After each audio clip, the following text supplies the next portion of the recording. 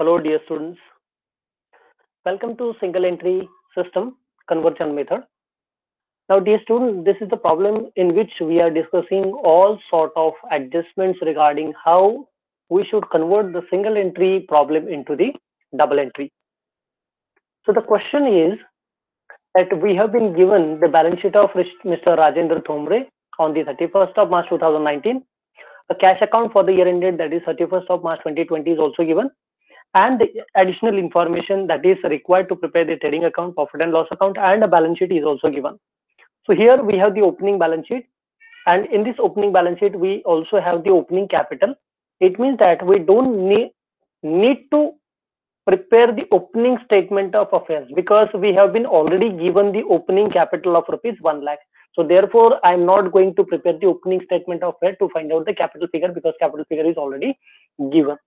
Now in the second stage, you can here see the cash account is given and the opening and closing balance of cash is also available. So therefore there is no need to prepare the cash account also. But as far as trading account is concerned, in the trading account, the information which is related with the purchases, it has to be mentioned. But in the entire question, if you see over here in the cash account also, there is no information mentioned about the purchases, and therefore in this question we have to find out the figure of purchases, and this purchase figure will be founded out with the help of the creditors account. So to find out the purchases we need to prepare the creditors account, and therefore we are going to prepare the creditors account to find out the amount of purchases. Next thing, in this entire question here you can see the debtors, creditors, bills receivable, stock, and over here also, yes, cash sales is also mentioned. But as far as debtors are concerned, the opening balance of debtors is known, but the closing balance of debtors is not given, and therefore we are going to prepare the debtors account to find out the closing balance of debtors also. And from this creditors account, even we also need the closing balance of creditors also. And therefore, to find out the closing balance of debtors and creditors, we are going to prepare the debtors account and creditors account.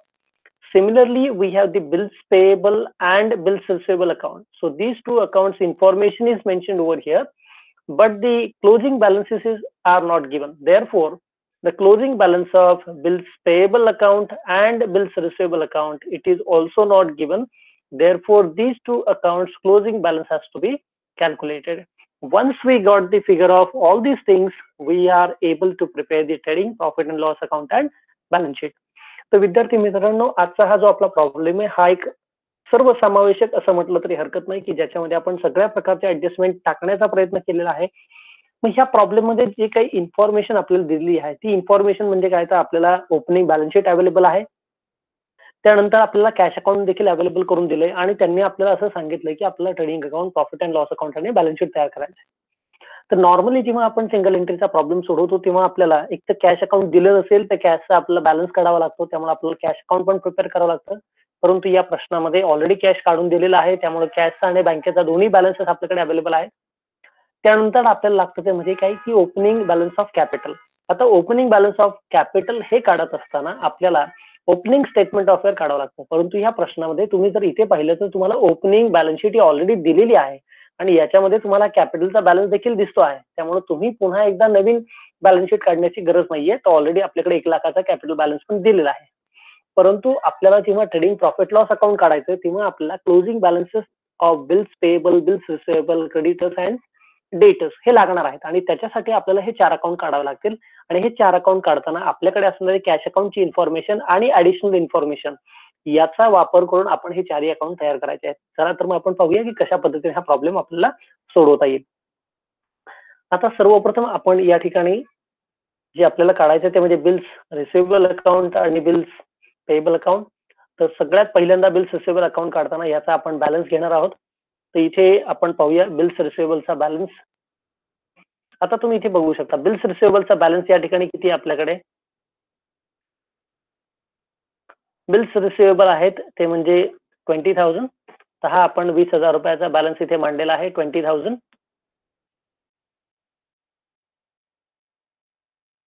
त्यानंतर bills receivable संबंधीची माहिती इथे कुठे दिलेली आहे ती बघा. आता इथे बघा, कॅश अकाउंटच्या डेबिटला बिल्स रिसिवेबल संबंधीची माहिती आपल्याला दिलेली आहे. मग कॅशच्या डेबिटला काय म्हटलंय, 75,000 बिल्स रिसिवेबल. बिल्स रिसिवेबलच्या क्रेडिटला काय म्हणणार आहे, बाय कॅश अकाउंट 75,000. आणि त्यामुळे बिल्स रिसिवेबलच्या क्रेडिटला बाय कॅश अकाउंट 75,000. आता पुन्हा एकदा आपण क्रेडिट साईडला बघूया, बिल्स रिसिवेबल संबंधी काय आहे का नाहीये. आता इथे डेटस आहे, credits, yes, bills receivable on 31 March 2020. म्हणजे आपल्याला या ठिकाणी बिल्स रिसिवेबलचा क्रेडिट बॅलन्स, क्लोजिंग बॅलन्स दिलेला आहे 30,000 रुपये. तर आता आपण हा बॅलन्स मांडून घेऊया इथे, बिल्स रिसिवेबल अकाउंट.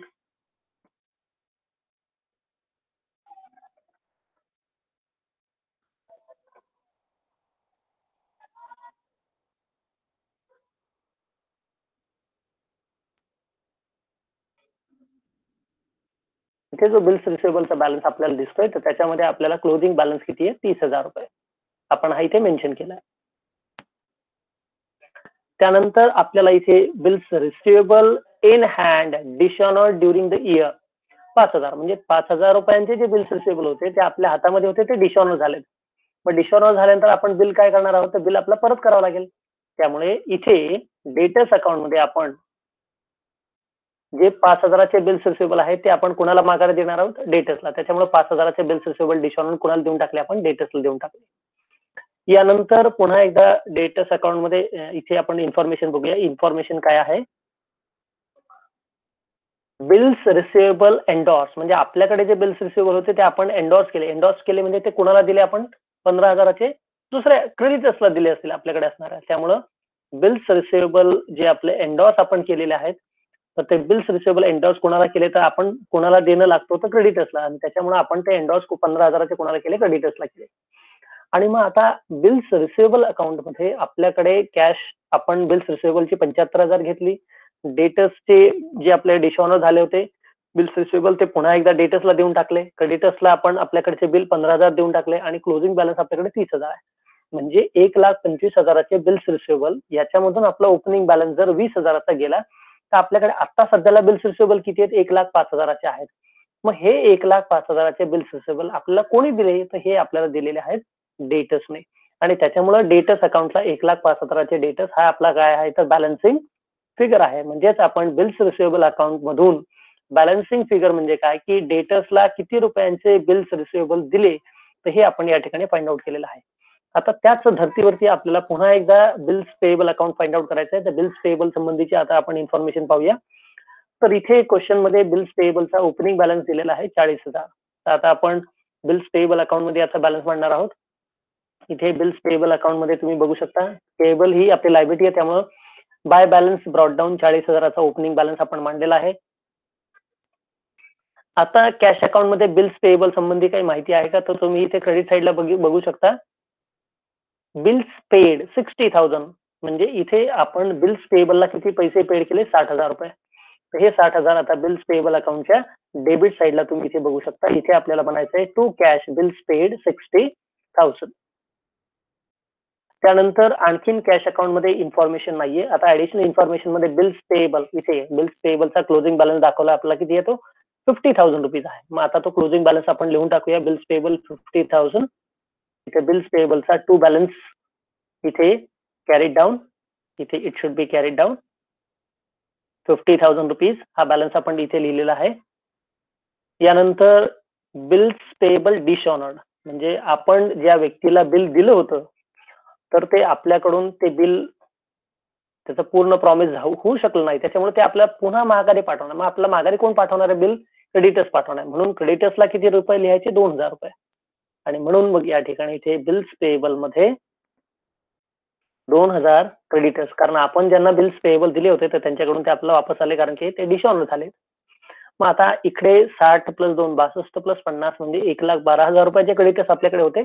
त्यापैकी 40,000 रुपये आपण दिलेत. मग आपल्याकडे किती शिल्लक राहिले, ते आपण क्रेडिटर्सला 72,000 रुपयाचं देणं बाकी आहे. म्हणजे 72,000 रुपीज ही आपली बॅलन्सिंग फिगर या ठिकाणी मिळालेली आहे. आणि ही बॅलन्सिंग फिगर आपण या ठिकाणी फाइंड आउट केली आहे. आणि त्याची फिगर किती आली 72,000 rupees is being payable to the creditors. म्हणजे आपले क्रेडिटर्स किती आहेत 72,000 रुपयांचे क्रेडिटर्स आहेत. आता आपण पुढचं अकाउंट काढणार आहे तो म्हणजे क्रेडिटर्स अकाउंट आणि क्रेडिटर्स अकाउंट काढत असताना क्रेडिटर्सचा जो ओपनिंग बॅलन्स आहे तो आहे 20,000चा. मग आपण आता इथे क्रेडिटर्सचा ओपनिंग बॅलन्स मांडूयात.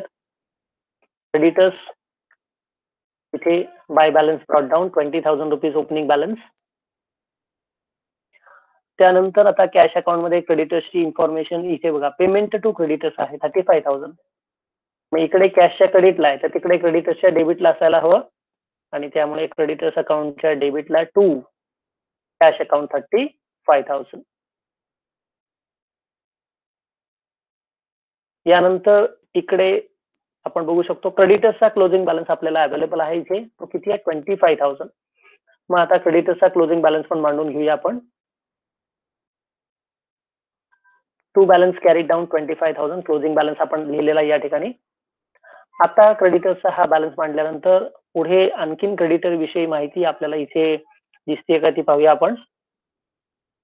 येस, आता इथे आपल्याला जे डिस्काउंट रिसिव्ड हा जो आयटम आहे तर डिस्काउंट रिसिव्ड हा क्रेडिटरशी संबंधित आहे. कारण ज्याला आपण त्यांच्याकडून माल खरेदी करतो तर माल खरेदी करताना आपल्याला उधारीवरती माल घेतला असेल तर त्यावेळेला डिस्काउंट मिळतो आणि म्हणून डिस्काउंट रिसिव्ड हा जो पॉईंट आहे तर तो 2,000 रुपये आपल्याला मिळालेला आहे आणि म्हणून तो आपण डिस्काउंट रिसिव्ड हा फिगर आपण क्रेडिटर्स अकाउंट मध्ये मांडणार आहोत. त्यामुळे क्रेडिटर्स अकाउंट मध्ये लिहिताना इथे डिस्काउंट डेबिटला आपल्याला किती मिळालाय 2,000 रुपये मिळाले. आता जर तुम्ही थोडंसं बिल्स रिसिवेबल अकाउंट मध्ये बघितलं तर बिल्स रिसिवेबल अकाउंट मध्ये आपल्याला 15,000 रुपयाच्या क्रेडिटर्स कडून बिल एन्डॉर्स केले गेले होते. त्यामुळे याच्या क्रेडिटला बाय क्रेडिटर्स आहे तर क्रेडिटर्सच्या डेबिटला काय म्हणणार आहे आपण टू बिल्स रिसिवेबल. किती बिल मिळाले 15,000चे बिल आपल्याला एन्डॉर्स झालेले आहेत. यानंतर जर तुम्ही बिल्स पेएबल मध्ये पाहिलं तर बिल्स पेएबल मध्ये तुम्हाला इथे 2,000 रुपयाचे क्रेडिटर्स इथे डिसऑनर झाले होते. त्यामुळे इथे बिल्स पेएबल जे आहे तुमचं ते इथे क्रेडिटर्सचा जो बॅलन्स आला होता बाय संडे क्रेडिटर्स तर इकडे डेबिटला आपण मांडणार आहे बिल्स पेएबल. आपण बिल्स पेएबल आपले किती आहेत 72,000 रुपयाचे पेएबल आहे त्याच्यामुळे हे इकडे डेबिटला येणार आहे. इकडे क्रेडिटला होता तर सेकंड करस्पॉन्डिंग इफेक्ट कुठे येणार डेबिटला. आता सिमिलरली बिल्स पेएबल मध्ये क्रेडिटरला किती माघारी दिले होते आपण 2,000. त्याच्यामुळे इकडे बिल्स पेएबल मधून डिसऑनर किती रुपयांचे झाले होते 2,000चे झालेले होते. आता आपण या ठिकाणी डेटर्स अकाउंट आधी तयार करून घेऊया कारण की डेटर्स अकाउंट मधून सुद्धा आपल्यासाठी काहीतरी बॅलन्स त्या ठिकाणी येऊ शकतो आणि त्यामुळे हा बॅलन्स जर आपल्याला फाइंड आउट करायचा असेल तर आपल्याला पहिल्यांदा डेटर्स अकाउंट काढावं लागेल आणि मगच आपण क्रेडिटर्स अकाउंट क्लोज करू शकतो. आणि त्यासाठी आपण इथे डेटर्स अकाउंटचा डेबिट बॅलन्स जो आहे तो 25,000 आहे. आपण इथे पाहूया डेटर्स अकाउंटचा बॅलन्स किती येतोय तो. तर तुम्ही इथे बघू शकता डेटर्सचा जो बॅलन्स आहे या ठिकाणी 25,000 रुपयाचा ओपनिंग बॅलन्स आहे. त्यानंतर कॅश अकाउंट मध्ये इथे कॅश कलेक्टेड फ्रॉम डेटर्स 80,000 आहे. याच्या डेबिटला म्हणजे डेटर्सच्या क्रेडिटला तर इथे तुम्ही डेटर्सच्या क्रेडिटला बाय कॅश 80,000 रुपये. त्यानंतर डेटर्सचा क्लोजिंग बॅलन्स किती आहे 40,000 रुपये. त्यामुळे डेटर्स अकाउंटचा क्लोजिंग बॅलन्स इथे तुम्ही बघू शकता बाय बॅलन्स कॅरीड डाऊन 40,000 रुपयांचा बॅलन्स आहे.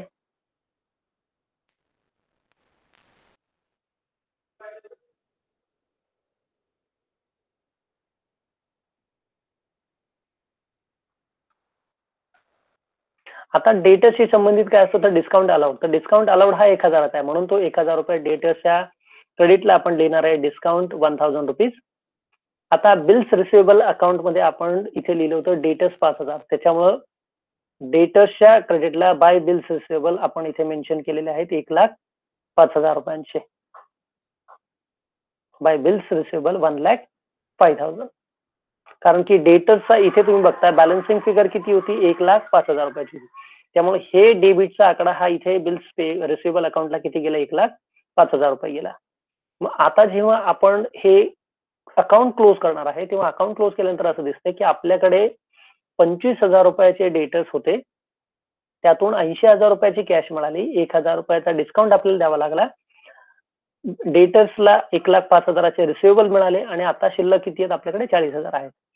आणि डेटर्स अकाउंट मध्ये जर तुम्ही इथे बघितलं तर बिल्स रिसिवेबल अकाउंटच्या क्रेडिटला डेटर्स 5,000 रुपये लिहिले होते म्हणजे ते त्यांना एन्डॉर्स केले होते माघारी दिलं होतं बिल त्याच्यामुळे डेटर्सचा बॅलन्स 5,000 रुपयाने कमी झाला. आणि क्रेडिटर अकाउंट मध्ये जर तुम्ही बघितलं तर इथे क्रेडिटर अकाउंट मध्ये आपण सेल्सची जी फिगर आहे ती सेल्सची फिगर या ठिकाणी आपल्याला दिलेली दिसते तर तुम्ही इथे बघू शकता कॅश सेल्स आहेत 35,000 आणि इथे कॅश कलेक्टेड फ्रॉम डेटर्स किती होते 80,000 रुपये.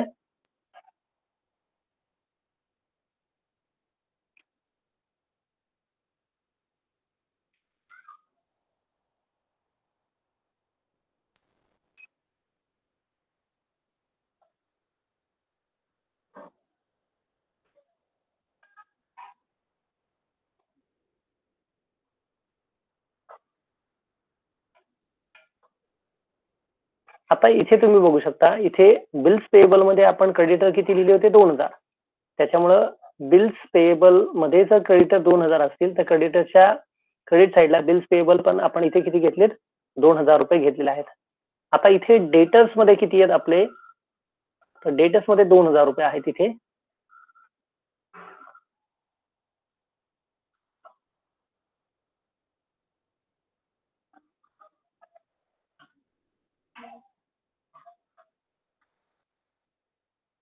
येस, इथे तुम्ही बघू शकता बिल्स रिसिवेबल ऍज एंडॉर्स डिशऑनर्ड, म्हणजे 2000 रुपयाचे जे बिल्स रिसिवेबल आपण इथे एंडॉर्स केले होते, तर तुम्ही इथे बघू शकता बिल्स रिसिवेबल एंडॉर्स 5000 आहेत. तर त्या 5000 पैकी 2000 काय झालेत एंडॉर्स केलेले डिशऑनर झालेत, म्हणजे ते माघारी आलेलं आहे. तर हा पॉईंट तुम्ही थोडासा या ठिकाणी लक्षात घ्या की आपण जे बिल्स रिसिवेबल एंडॉर्स केले होते या ठिकाणी,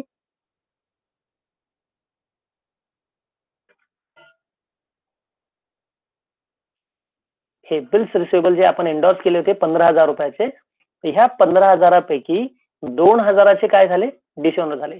म्हणजे आपल्याकडे बिल्स पेएबल बिल्स रिसिवेबल किती होते 15,000चे होते, ते आपण कोणाला दिले क्रेडिटरला दिले. आता क्रेडिटरला दिल्यानंतर काय झालं, ते बिल डिशऑनर झालं. डिशऑनर झाल्यानंतर ते बिल आता परत काय होणार आपल्याकडे येणार. म्हणजेच मग इकडे बिल्स रिसिवेबल होते ते त्यातले 15,000 आपण कोणाला दिले होते क्रेडिटर्सला दिले. तर क्रेडिटर्स कडून 2,000 रुपयाचे आपले डिशऑनर झाले. मग ते महागारी कोणाला देणार आहे, ते परत डेटर्सला देणार. म्हणून डेटर्सला 2,000 रुपयाचे हे काय झाले डिशऑनर झाले. म्हणून क्रेडिटर्सच्या क्रेडिटला आपण बाय डेटर्स किती मांडले 2,000 रुपये मांडले इथे. आणि हे 2,000 रुपये इथे केल्यानंतर आपण डेटर्स अकाउंट क्लोज करणार, डेबिटची टोटल, त्यातून हे क्रेडिटचे सगळे फिगर्स, आणि मग इथे जी बॅलन्सिंग फिगर आहे ती बॅलन्सिंग फिगर आपली काय आलेली आहे इथे परचेसेस ही बॅलन्सिंग फिगर आपल्याला आलेली आहे. त्याच्यामुळं इथे 1,25,000 ही आपली बॅलन्सिंग फिगर आहे या ठिकाणी. आणि आता इकडे 2 डेटर्स आहेत, त्या डेटर्सच्या डेबिटला 2 क्रेडिटर्स किती मांडणार आहे आपण 2,000 रुपये. कारण की हे जे आहेत हे तुम्ही बघू शकता इथे जे आपल्याला रिसिव्ड एंडॉर्स केले होते, तर एंडॉर्स केलेले डिशऑनर झालेले आहेत आणि त्याच्यामुळे ते पुन्हा माघारी आपल्याकडे डेटर्स कडे येणार आहेत. आणि मग आपल्याकडे जर ते आले तर आपल्याला ते कोणीतरी दिले होते, म्हणजे कोणी दिले होते तर क्रेडिटर्सने दिले होते, म्हणून त्याचं नाव आपण इथे मेन्शन केले 2,000. आता डेटर्स अकाउंट मध्ये तुम्ही क्रेडिट साईडची टोटल करू शकता जी आहे 2,26,000. त्याच्यातून आपण डेबिटची 3 फिगर मायनस केल्यानंतर जी बॅलन्सिंग फिगर उरते ती बॅलन्सिंग फिगर म्हणजे काय तर आपली सेल्स फिगर आहे. म्हणून या ठिकाणी आपला जो सेल्स फिगर आहे तो सेल्स फिगर इथे किती दिला आहे क्रेडिट सेल्स, मी इथे म्हणेन की क्रेडिट सेल्स जो आहे तो आपला किती येतो 1,94,000 आणि हा आपला 1,94,000 या ठिकाणी आपण फाइंड आउट केलेला आहे. आता आपण ह्या सर्व फिगरचा वापर करून आपण ट्रेडिंग अकाउंट आणि प्रॉफिट अँड लॉस अकाउंट बनवणार आहोत. त्यामुळे ट्रेडिंग अकाउंट बनवायचं म्हणजे सगळ्यात पहिल्यांदा आपल्याला काय लागणार आहे ओपनिंग स्टॉक, आणि ओपनिंग स्टॉक किती आहे 20,000 रुपये आहे. त्यामुळे आपण आता डायरेक्टली ट्रेडिंग अकाउंट कसं बनवतात तिथे जाऊया आपण. तर इथे तुम्ही बघू शकता आपल्याकडे ओपनिंग स्टॉक आपण 20,000चा लिहिलेला आहे. आणि इथे जर बघायचं म्हटलं तर आपण परचेसेसची फिगर पण काढली आहे बघा 1,25,000. त्यानुसार दुसरी आपण बॅलन्सिंग फिगर काढली होती ती इथे मेन्शन केली 1,25,000 रुपये. त्यानंतर जर तुम्ही प्रॉब्लेम कडे पाहिलं तर इथे प्रॉब्लेम मध्ये तुम्हाला दिसून येईल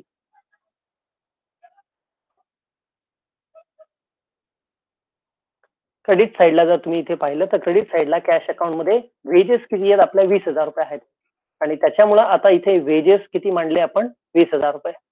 आता क्वेश्चन मध्ये कॅश अकाउंट मध्ये तुम्ही बघा कॅश सेल्स किती दिलाय आपल्याला 35,000 रुपये.